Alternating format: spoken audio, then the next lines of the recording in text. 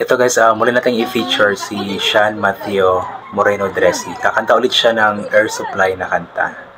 When there's a dark storm on your horizon, and you think you can't get through it, just put your hands in mine, and I'll show you how to do it. When the future looks uncertain, you can count on me to be there. When your heart is torn, just look and you should be there. Galing talagang bata. Just follow where I lead. I'll give you what you need. A love that's always true, and someone who believes in. Ganda ng boses talaga, no? Galing mo talaga, Sean. When you're searching for that rainbow, I will help you find it. And when the mountain stands before you, I will help you climb it. Just follow where I lead. I'll give you what you need. A love that's always true, and someone who believes in you. Ang ganda ng quality ng kanyang boses. Time to come alive, you moment have arrived. I'll bring you Sana all. in you. Sana all, binigyan ng pera. We could have it all, no we will never go. You can come from us and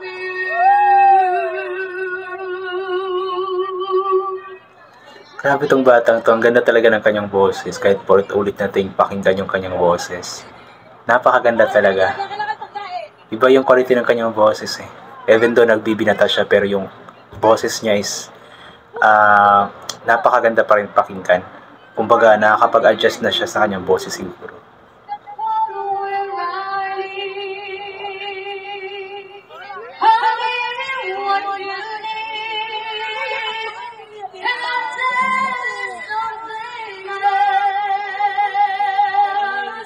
You start believing in yourself. It's the easiest thing to do when you have someone who believes in you. Someone who believes in you. Just follow where I lead. I'll give you what you need, and I'll tell you something else. You start believing in yourself. It's an easy thing to do when you have someone who believes in you. Someone who believes. Someone who believes. I'm someone who believes. And you got someone who believes in you.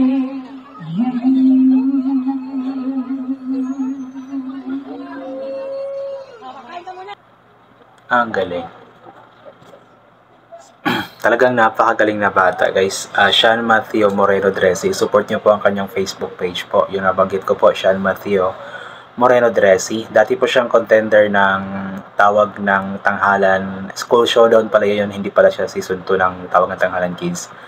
School Showdown pala. Tapos, naging contender din siya sa The Voice Kids Season 5. I believe under Martin Rivera, if I'm not mistaken.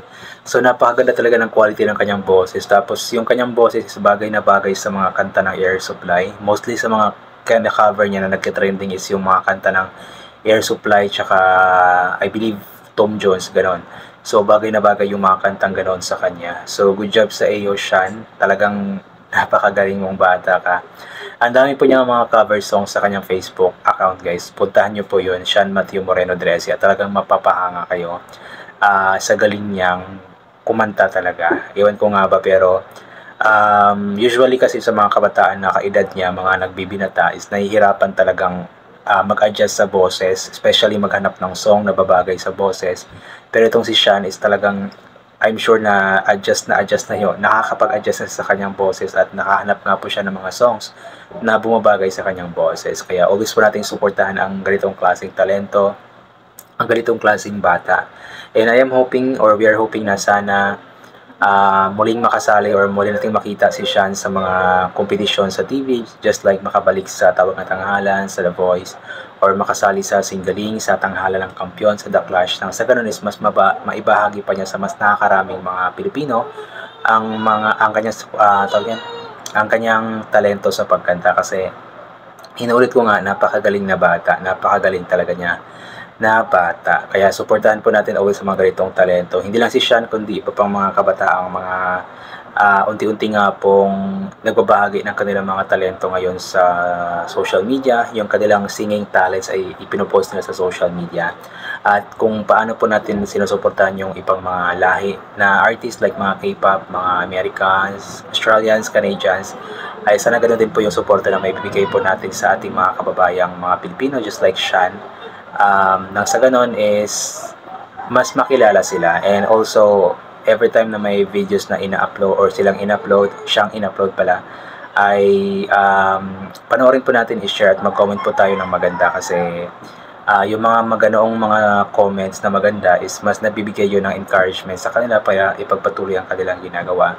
At the same time, ay nadagdagan yung kanilang confidence sa sarili, kasi nga may mga tao, or alam nila na may mga taong sumusuporta at nagmamahal or nagugustuhan yung ginagawa nila. Kaya support po natin always sila, especially itong si Sean Matthew Moreno Tresi. Yun po, I think hanggang dito na naman po itong gagawin ko na reaction video. So thank you so much po sa lahat ng mga palagi bumabalik sa aking YouTube channel.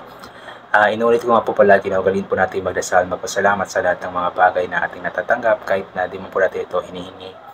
Kasi nga po lahat ng mga bagay na meron tayo ay kaloob sa atin ng ating Panginoon, at wala ang mga bagay na ito kung hindi dahil sa Kanya.